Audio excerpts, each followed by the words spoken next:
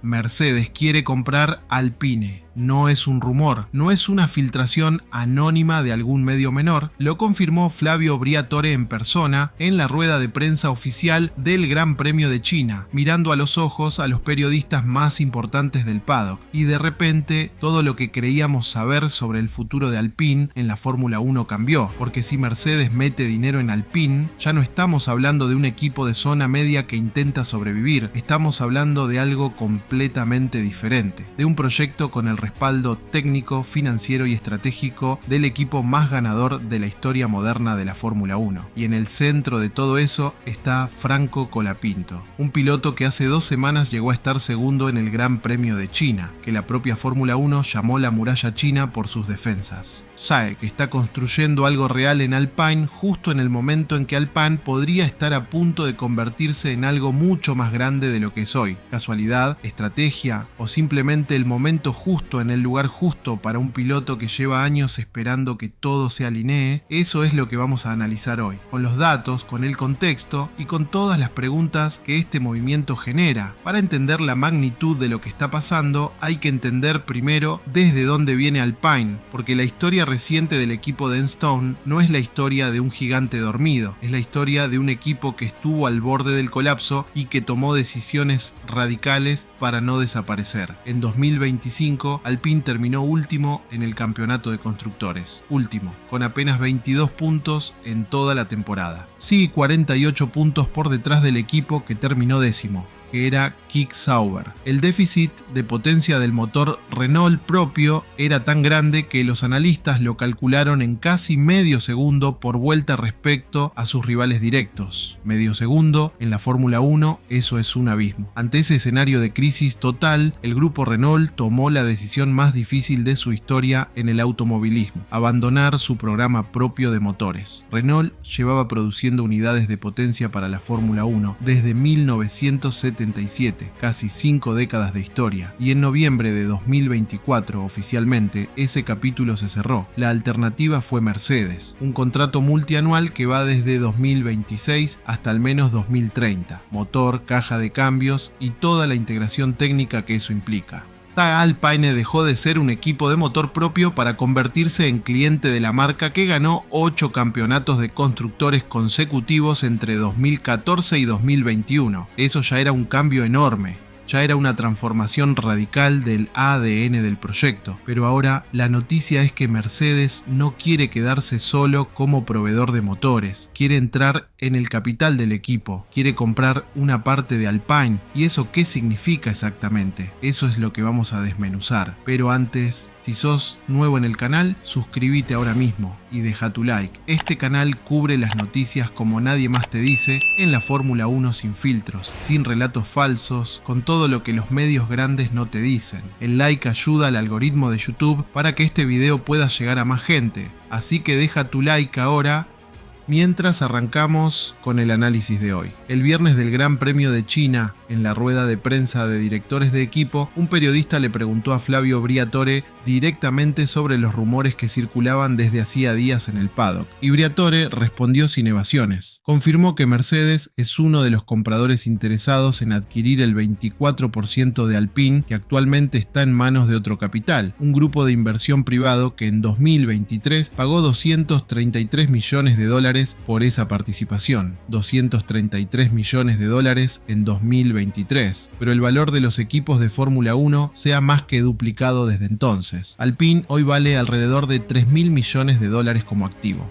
Eso significa que el 24% que Mercedes quiere comprar valdría actualmente en el mercado alrededor de $720 millones. $720 millones para ser accionista minoritario, para tener el 24% de un equipo rival. Eso no es una inversión menor, eso es un movimiento estratégico de primer orden. Y para entender por qué Mercedes estaría dispuesto a hacer eso, hay que entender qué gana Mercedes con esto que no tiene ya siendo simplemente proveedor de motores. Pero antes de llegar a ese análisis, hay una pregunta que todo el mundo en el paddock se estaba haciendo esa tarde en Shanghái. Si Mercedes se convierte en accionista de Alpine, ¿qué pasa con los pilotos de Alpine? ¿Qué pasa con Colapinto? Lo primero que hay que aclarar, porque los titulares a veces generan confusión, es que está comprando Mercedes exactamente. Mercedes no está comprando Alpine, no está tomando el control del equipo, no va a mandar en Stone, no va a decidir los pilotos, ni la estrategia ni el desarrollo del coche. Lo que Mercedes está negociando es comprar el 24% de las acciones que pertenecen a otro capital. Ese es un paquete minoritario, y Briatore fue muy preciso en explicar por qué eso no implica control. Normalmente en una empresa el 75% decide y el 25% es el pasajero, y esa es la realidad. El 75% restante sigue en manos del grupo Renault. Renault sigue siendo el dueño real del equipo, sigue siendo quien toma las decisiones de gestión, de estrategia de largo plazo, de fichajes de pilotos. Mercedes, con ese 24%, sería lo que Briatore llama un pasajero. Entonces, Jean, ¿por qué querría Mercedes ser un pasajero en un equipo rival? ¿Qué sentido tiene pagar más de 700 millones de dólares para no tener control? La respuesta tiene varias capas, y cada una de ellas es más interesante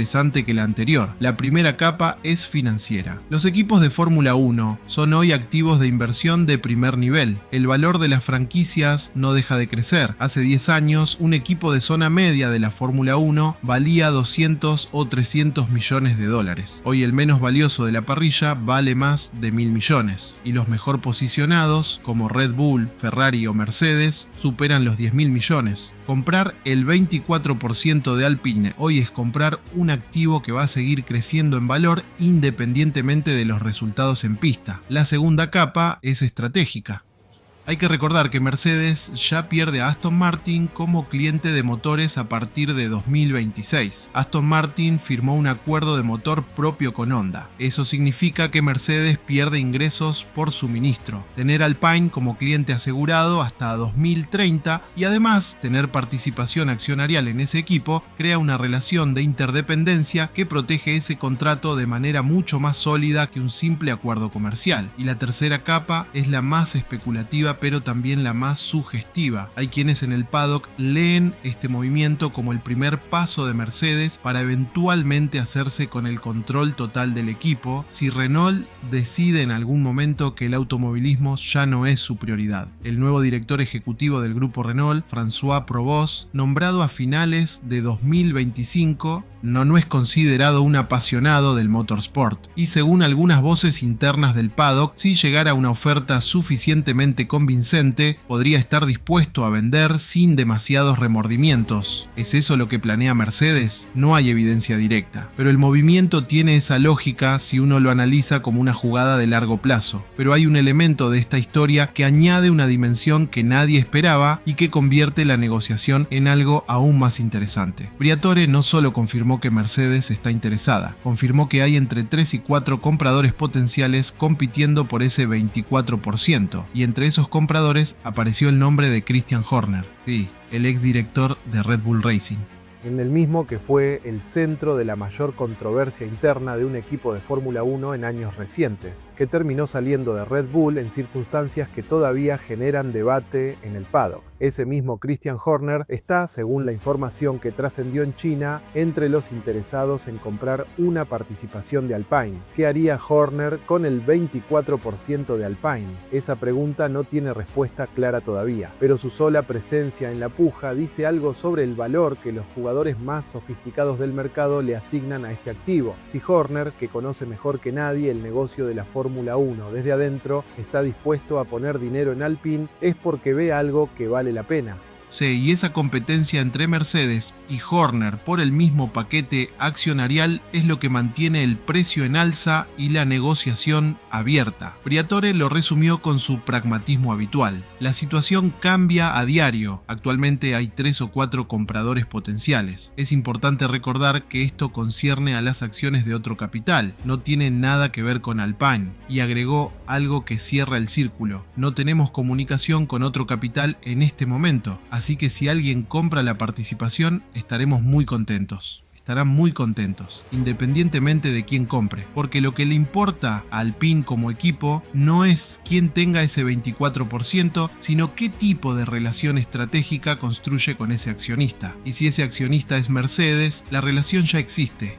y ya está funcionando en pista desde el inicio de 2026. Más allá de la política y las finanzas, la pregunta que más le importa a los fanáticos de la Fórmula 1 es esta: ¿cambia algo en pista si Mercedes se convierte en accionista de Alpine? La respuesta directa es, en el corto plazo, probablemente no. El acuerdo de motores ya existe. El motor Mercedes ya está en el A526. La caja de cambios Mercedes ya está integrada en el chasis. Técnicamente, Alpine ya tiene lo que un accionista Mercedes podría ofrecerle en términos de unidad de potencia. Pero en el mediano y largo plazo, las implicaciones son considerables. El primer factor es el acceso a datos. Ser cliente de motores te da acceso al motor y a un nivel básico de soporte técnico. Tanto ser cliente de motores con un accionista que es el propio fabricante te da potencialmente acceso a una colaboración mucho más profunda, a información sobre el desarrollo futuro del motor antes de que esté disponible para otros clientes, a la posibilidad de influir en ciertas especificaciones de la unidad de potencia para adaptarlas mejor a las necesidades del chasis de Alpine. Esto es exactamente lo que Colapinto identificó como una limitación después del Gran Premio de China, cuando dijo que como equipo cliente están muy limitados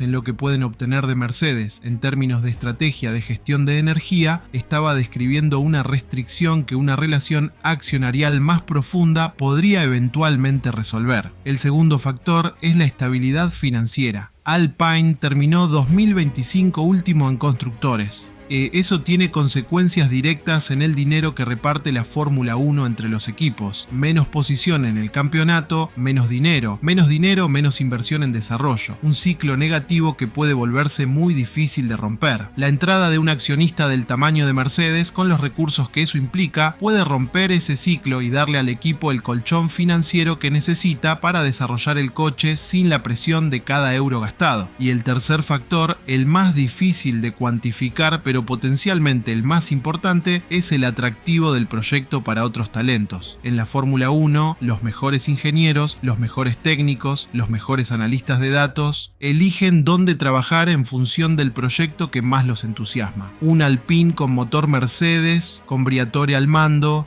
con el respaldo accionarial de Mercedes, es un proyecto que empieza a sonar muy diferente a lo que sonaba en 2025 cuando terminaron últimos, y eso afecta directamente la calidad del entorno en el que trabaja Colapinto. Y ahora llegamos al corazón del análisis, porque todo lo que está pasando alrededor de Alpine, la transformación técnica, el cambio de motor, la negociación accionarial con Mercedes, tiene consecuencias directas y muy concretas para Franco Colapinto. Empecemos por lo positivo, porque hay mucho que celebrar desde la perspectiva del piloto argentino. Colapinto llegó a Alpine en un momento de reconstrucción total. Llegó cuando el equipo terminó último en constructores, cuando el motor propio había sido oficialmente declarado un fracaso, cuando la credibilidad del proyecto estaba en su punto más bajo en años. Sí, y en ese contexto tomó la decisión de apostar por Alpine.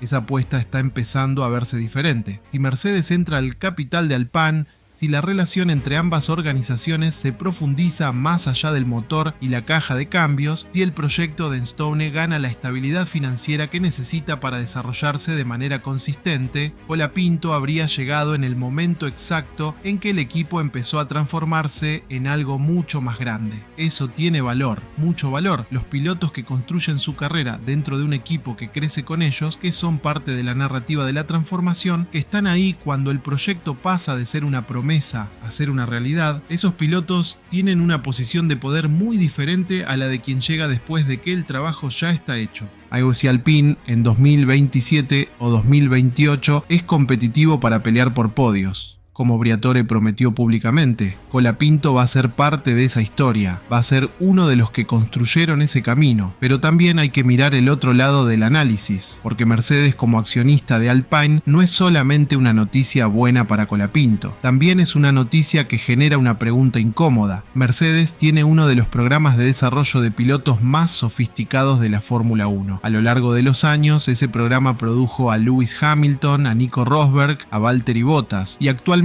tiene una serie de pilotos jóvenes en distintas categorías del automovilismo que eventualmente necesitarán un asiento en la Fórmula 1 para seguir desarrollándose. La pregunta que el paddock ya se está haciendo y que sería irresponsable no plantear en este análisis es esta. Si Mercedes tiene participación accionarial en Alpine, ¿podría en algún momento presionar para que uno de sus pilotos junior ocupe un asiento en ese equipo? La respuesta honesta es que hoy, con el 24% que está negociando, la respuesta es no. Briatore fue claro, el 75% decide, el 25% es pasajero. Renault sigue teniendo el control de las decisiones de gestión, incluyendo los pilotos. Pero si la relación evoluciona, si Mercedes eventualmente aumenta su participación, si Renault decide en algún momento que quiere salir de la Fórmula 1 y Mercedes aparece como el comprador natural del paquete mayoritario, ese escenario cambia completamente. Y en ese escenario, las plazas de Alpine dejan de ser las plazas de Alpine, pasan a ser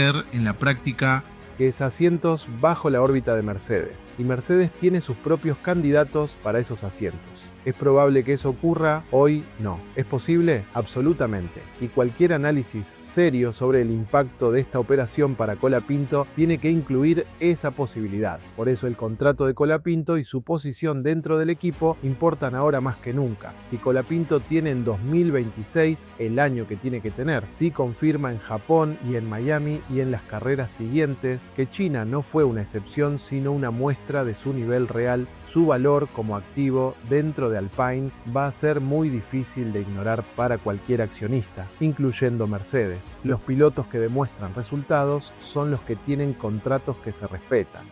Y los contratos que se respetan son los que protegen la carrera cuando el tablero accionarial cambia. Hay una dimensión de esta historia que va más allá de Alpine y Colapinto, y que merece al menos un capítulo de análisis, porque lo que está pasando con Mercedes y Alpine es parte de un fenómeno más grande que está transformando la Fórmula 1 de manera silenciosa pero profunda. Los equipos de Fórmula 1 se están convirtiendo en activos de inversión global, ya no son solo proyectos deportivos, son franquicias con valor de mercado creciente, con bases de fanáticos globales, con derechos televisivos que valen miles de millones, con acuerdos de patrocinio que superan los ingresos de muchas empresas medianas.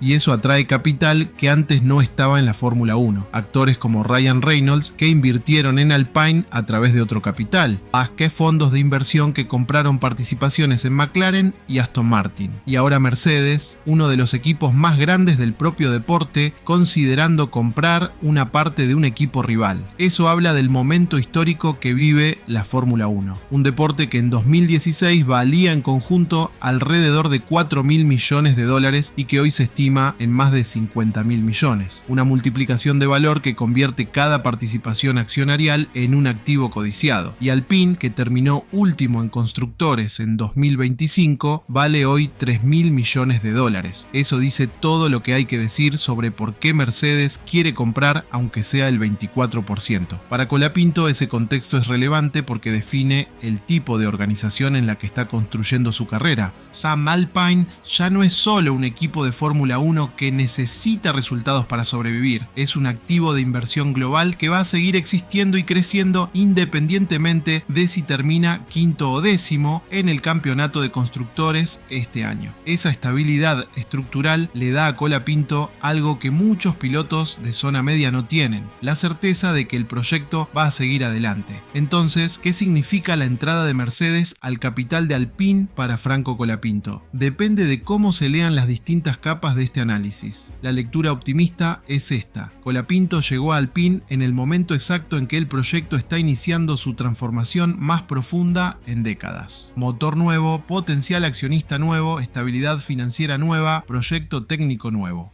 Y así, si todo eso se alinea de la manera que Briatore prometió, Colapinto está en el lugar correcto, en el momento correcto. La lectura realista es esta: Mercedes como accionista minoritario no cambia nada en el corto plazo. El motor ya está, la caja de cambios ya está, el 24% sin control de gestión no mueve pilotos ni estrategias ni presupuestos de desarrollo. Y la amenaza de largo plazo que Mercedes eventualmente quiera poner sus propios pilotos si aumenta su participación es real, aunque todavía lejana, y la lectura que nosotros elegimos hacer es la que pone a Colapinto en el centro de la ecuación, porque en última instancia lo que define si esta operación es buena o mala para el piloto argentino no es el porcentaje accionarial de Mercedes, es lo que Colapinto haga en pista durante el resto de 2026. Así confirma el nivel que mostró en China, si cierra la brecha con Gasly en clasificación, si suma puntos de manera consistente y construye la narrativa de un piloto que pertenece a la Fórmula 1 a largo plazo, ningún movimiento accionarial va a poner en riesgo su asiento, porque los pilotos que producen resultados son los que tienen poder de negociación en cualquier escenario corporativo, y los que no producen resultados son los primeros que salen cuando el tablero cambia. Eso no es una amenaza, es la realidad de este deporte. Y Colapinto lo sabe mejor que nadie. ¿Creen que la entrada de Mercedes al capital de Alpine es buena o mala para Colapinto? ¿Es una oportunidad o un riesgo? Déjenlo en los comentarios, porque ese debate merece sus voces. Si llegaste hasta acá, ya saben cómo trabajamos en este canal, sin adornar la realidad. Sean sin catastrofismo innecesario, con los datos, con el contexto, con las dos caras de cada movimiento que sacude la Fórmula 1. Suscríbete si todavía no lo hiciste. Activa la campana para no perderte el análisis del Gran Premio de Japón en Suzuka, donde Colapinto va a enfrentar uno de los circuitos más exigentes del calendario por primera vez en su carrera. Y deja en los comentarios tu opinión. ¿Mercedes termina comprando Alpine o el acuerdo se cae? Las leemos todas. Y si querés el contexto completo de cómo llegó Alpine a este momento, por qué terminaron últimos en 2025 y cómo el cambio de motor a Mercedes transformó el proyecto desde adentro. Ese análisis ya está en el canal, te lo dejamos en pantalla ahora mismo. Hasta el próximo análisis.